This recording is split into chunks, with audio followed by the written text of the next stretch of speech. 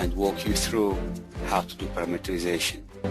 And later I will show you a real example where we've done parameterization and how to see the post-processing and so on and so forth. Anytime if you have any questions, just type your question in the chat area, and I'll answer it as I finish the presentation. So I'm going to go ahead and start a new model. So say new. Save it as parameterization. Okay. Save. So this new model is just probably thinking about just one block, just a cube. Okay. And the cube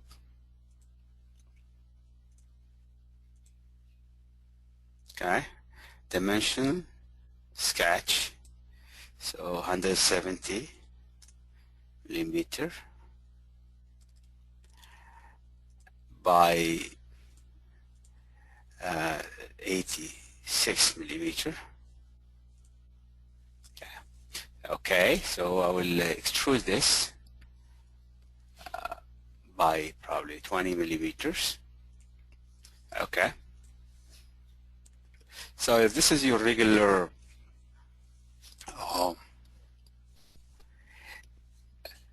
EMS SolidWorks interface, the feature tree, so I'm sure all of you are familiar with the SolidWorks use. Yeah. Once you create your model, click on EMS. Then I'm going to start an electrostatic study. So you click electrostatic, and as many of you know, many of you are actually users of EMS right now. So you have the magnetostatic, electrostatic, electrical conduction, AC, and transient magnetic. So you want to click on parameterization. Okay. And choose the iterative solver. Okay. It's important to click on parameterization from the beginning. Say OK. I'm not going to go through all the steps. I'm just going to concentrate on the parameterization itself. So how it works, you right-click on the root and you say parameters. And then the parameters table opens. You click, you highlight on the parameter number 2, then you go back to the SolidWorks and you double-click on the extrude.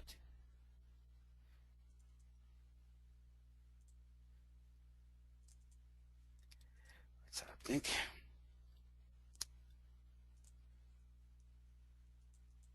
All right.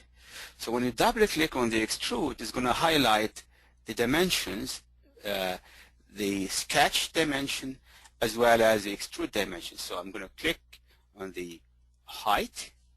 So as you can see, it's D2 at sketch 1. And then I'm going to click on the extrude. So I'll take just 2 dimensions right now. If you need more, I could add more and more and more. Okay. So just to make it simple. Okay. So now I have my parameters defined. I can apply a voltage, maybe start at 0, okay, and higher voltage on the other face. Okay, it's probably 1 volt. Just very simple to see how we can parameterize that. All right. Well, after you specify, you fix your parameters, you're going to go to design scenarios. And that's how this whole thing works. So now I have parameters 2 and 3, units and millimeter. By default, it's ranged with steps. So I can go ahead and change the min, max, and the step, or take the default. I could also take a discrete values, okay? But now let's just do with the default, okay? So what it's going to do now, this is a default value 86, and then it's going to do 43 86 and 129 millimeter. Similarly for the parameter 3, it's going to go 10, 20, and 30. Now, then down here you say, these are the scenarios. So you take 43, then 3 values for 10, and you take 129, and 3 values for 20, and so on and so forth. So if I don't want all these scenarios, if I want, I can add more scenarios, okay? And I can type values here if I wish, or simply, if I want less, I can unselect the one I don't want. So let's just do maybe simply right now 5 scenarios, okay? And the 5 scenarios you have for the extrude 10, 10, 10, 20, 20, 20, and for the parameter 2 for the height of the sketch. All right, so then you say okay.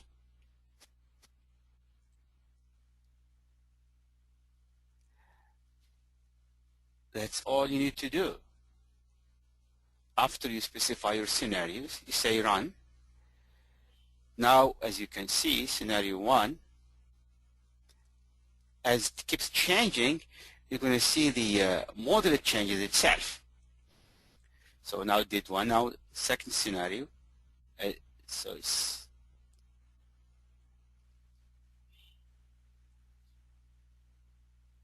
and it's done. Okay, so it went for through all of the scenarios that I specified.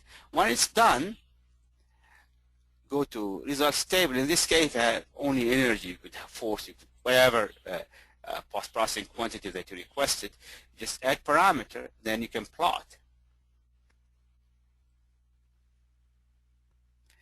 Okay, now the plot, well, I have only energy here, but as you can see on the x-axis, you're going to see these scenarios, and the y-axis, whatever parameter that you wanted to look at, see how it changes as a function of scenario. So I can track the values. Okay. So I can also see the text, the listing.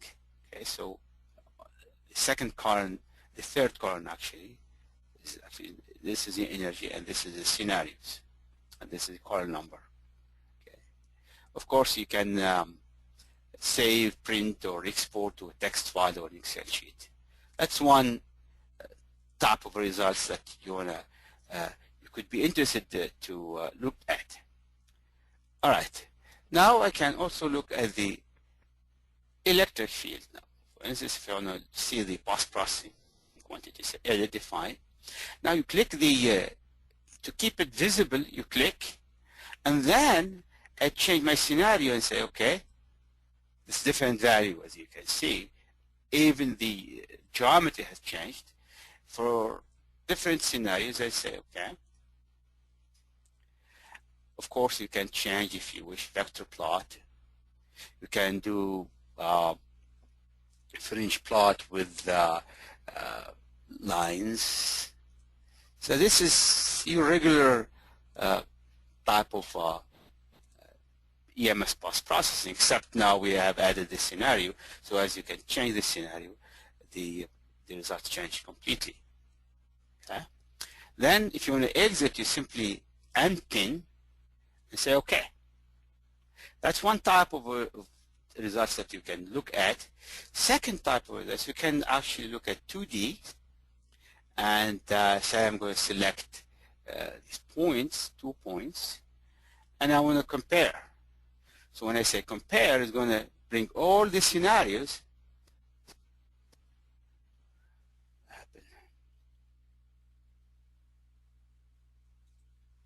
Edit define,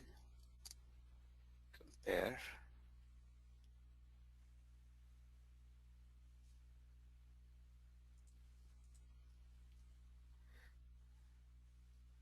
Okay. Well, I don't know why it's bringing only scenario 5. It's assumed to bring all other scenarios. Okay.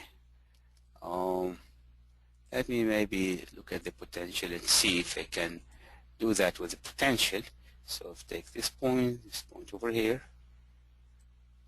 and then compare. It should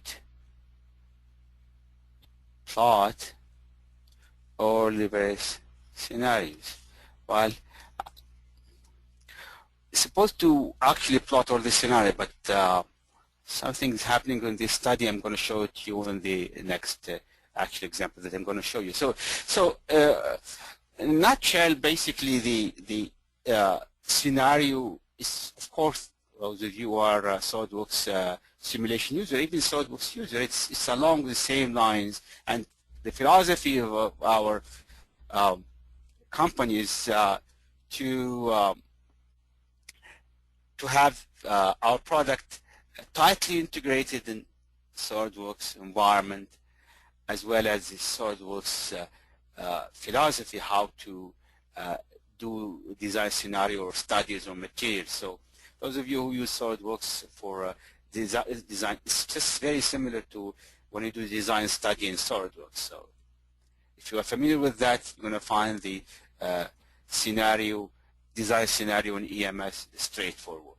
So that's it. So simply then you can pick and choose various values. There is also the log file. You can look at the log file and see if a scenario didn't succeed, it's not going to stop. It's going to continue, okay? And as you can see here, so scenario 1, 2, 3, 4, 5 succeeded. It can fail in one of them, maybe for meshing, or maybe the geometry doesn't make sense. So you're going to see that. But the good thing is, if it fails, it does not stop. It's going to move on to the next scenario. All right. So much for there. We parameterized the, look at parameters.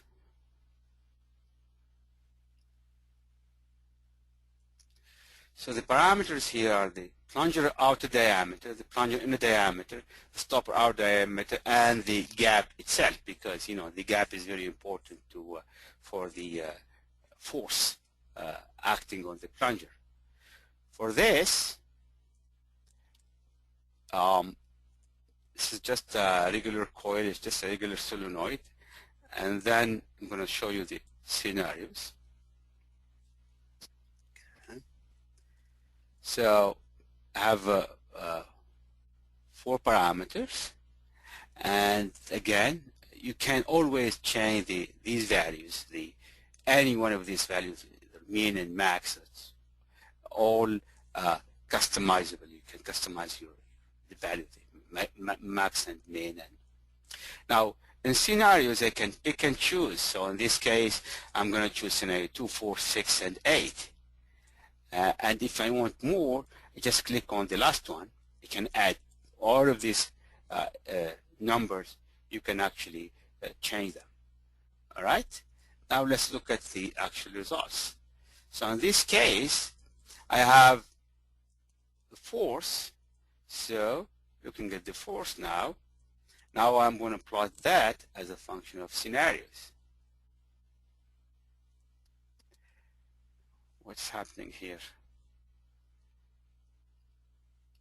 Let me see why it does not show this 2D plot anymore. Let me see. Ben. Hello, Ben. Can you show it from your computer? Hi, Ben. Hi, yes. Hi. I don't know, this doesn't show the various scenarios. It shows only one. Okay. Do you have it available? You can probably show this plot, the force as function of scenarios. Yeah, sure. So I'll make you present and show your.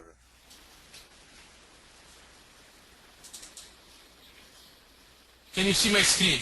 Yes, we do. Okay. So this is the force. The force along X and plot. So we have here the force we have the force relative to scenario 2, scenario 4, 6, 8, 10, and 12. Oh, actually I have that too, yeah. Yeah, same thing if you check the list. Okay. Yeah, because we changed the dimension of the All right. plunger. Okay. Okay, thanks you. Thanks, man. I was not sure about that. Okay, thank you, man. Okay. Yeah, actually, it's correct. I was just misreading it. Okay, so yes, so this is the force for scenario number 2. Okay, and as you go on, it changes values. Okay, and this is a regular 2D plot. You can definitely change the colors of the. You can change color, different colors. You can make it thicker, the line thin or thick. Legend, you can make it visible or hide.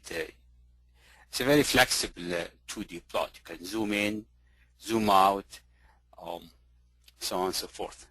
So that's one type of plot. So I can actually, or I could look at torque, resistance, energy, or any of these quantities. I can plot them as function scenarios. All right. Now let's look at this 2D plot, the section plot. So do section clipping plot. Okay. And now I'm going to say OK, and then I'm going to, in the edit, I'll pin it, and then I will select a different scenarios. Say OK. Okay. As you can see, as I keep changing scenarios, values are completely different.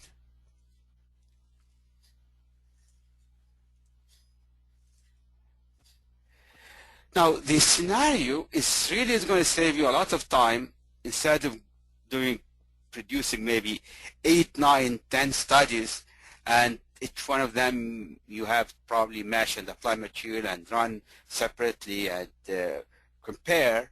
With this new feature that we added, it's really, you can save a lot and you don't have to produce as many studies. So again, I can look at any of these vector plot type. So this is a vector plot, and if I change this scenario, it's going to change again. Alrighty. Okay. Now I'm going to venture again and do 2D plot. It should really work. Okay, so if I take maybe a point over here to point somewhere here and say compare results, should give me all the scenarios. Here we go. All right, this time it works. So as you can see, all the scenarios are here. Okay.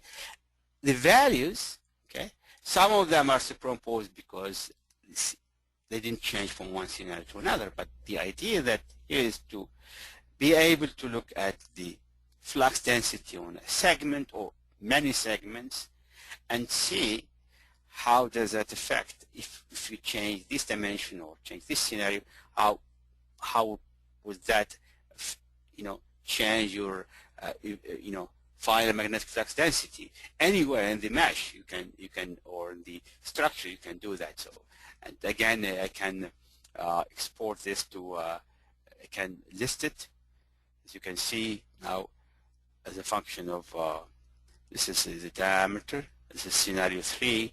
I can look at scenario 4. Okay, and 0 being 0.1 and 45 being point number 2. So any of these plots, you can look at all scenarios and plot them as function of scenarios. Again, you can look at the view log and you'll see what succeeded. Actually, in this case, scenario number 11 failed. And I'm going to tell you why it failed, because it could not create mesh. Why didn't it create mesh? Because sometimes you vary geometry and they probably going to have interference if you don't carefully change your min and max. So it will not affect the final results, if one failed, it will continue to ignore that and continue to the next scenario. Let me go back to how we define scenarios. A range with stop, I can make discrete value. If I make discrete value, okay, it's going to give just the default value that I started with. So if I do apply, okay, it's going to be for parameter 3 always 6. Okay. Now if I want to change this, see, if I want to change this one here, I want this one 10, I can do that. And probably want this one 100, I can do so.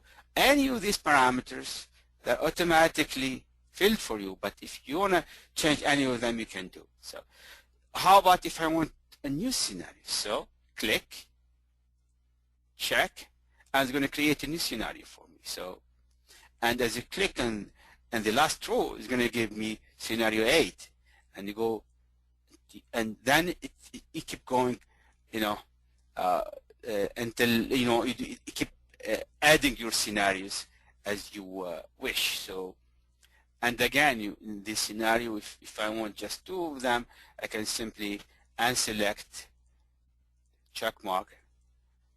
That's it. Okay. So that's basically, it's so easy, you know, it didn't take so long because it's, again, I'm repeating myself, the whole philosophy is just very similar to design studies in SolidWorks and design scenario SolidWorks and SolidWorks simulations. That's it. Thank you very much. If you have any questions, I'll be glad to answer it.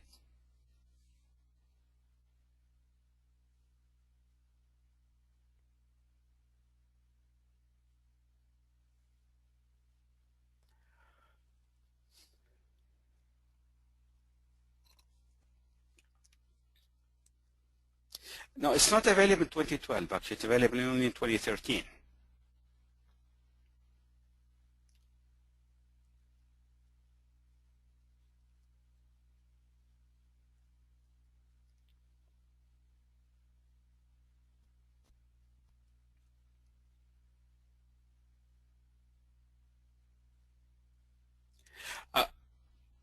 You may ask, if that's my question, can we parameterize the materials or the current, or all of this stuff can eventually be parameterized? Not in this version, okay? We were working on the version where you actually, in the parameters, you don't have only just dimensions. You can actually parameterize, this is category, see here now, it's limited to model dimension. But eventually, and soon we're going to have, probably you can put the material permittivity or permeability, you can put the current or the voltage in the coil. Eventually be able to parameterize all parameters, be it material or load boundary condition or mesh or current voltage excitations.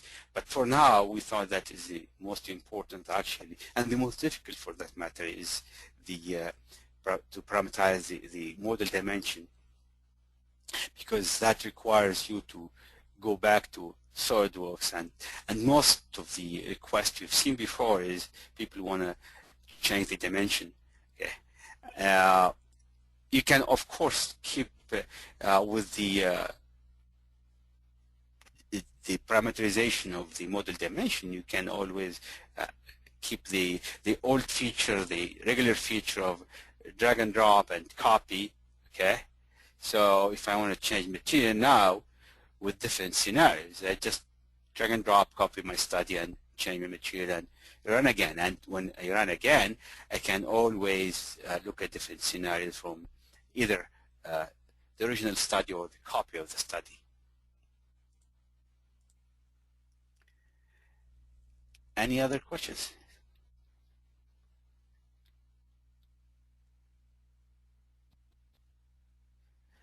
I saw use with parts. Yes, it's available in 2012, but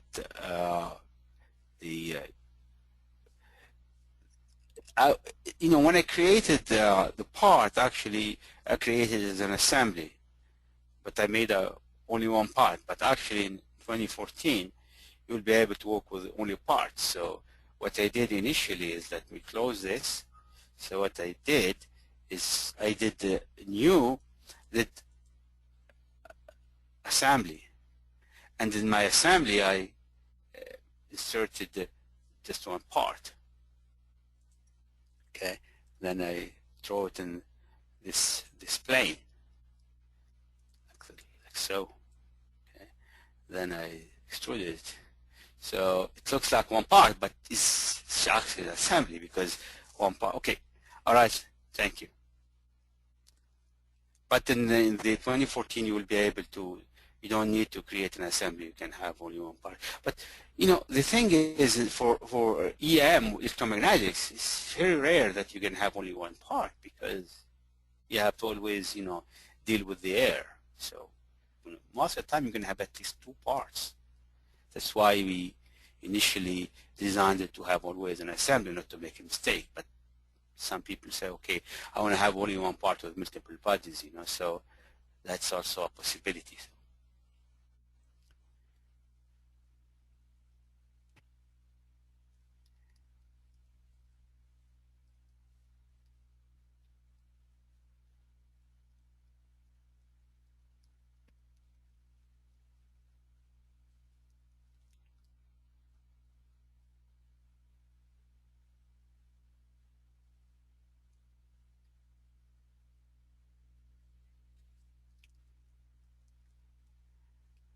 Okay, I guess there are no more questions. If there are no more questions, then I would like to thank you all for your time, and hope to see you in other webinars. And just keep checking on our website.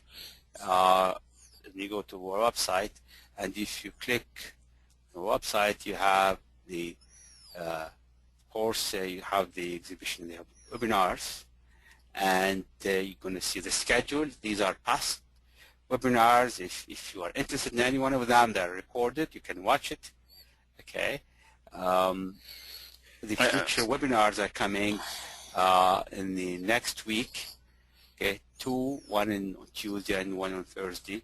So you keep checking our webinar page, and you'll hope to see you in some other webinars. And if you have a particular topic that you want us to cover, just call us or send us an email, and we'll be glad to probably organize a webinar about particular topic that you wanted us to cover. Okay, again, thank you very much. I'm going to turn it back to Adam now. Thank you, Dr. Ahmed. Thank you for your presentation. So thank you, gentlemen. Just for next week's webinar, if you want to follow this link here, this will take you to the webinar taking place next week, Thursday, same time. The topic of next week's webinar is going to be visualization in EMS for SolidWorks. We have also another webinar on Tuesday for visualization in EMS for Inventor. Because I know that Mr. Tikroni, who is connected with us, is an Inventor user. For all, again, technical questions, please send them to support at emworks.com. emworks.com. And for any commercial questions, please send them to sales at emworks.com. Now, of course, as Dr. Ahmed mentioned, the best place to visit is always our website, www.emworks.com. Now we thank you all again, and you all have a great end of the day and a great evening for those people, whoever is joining from Europe. Take care, and to the next session.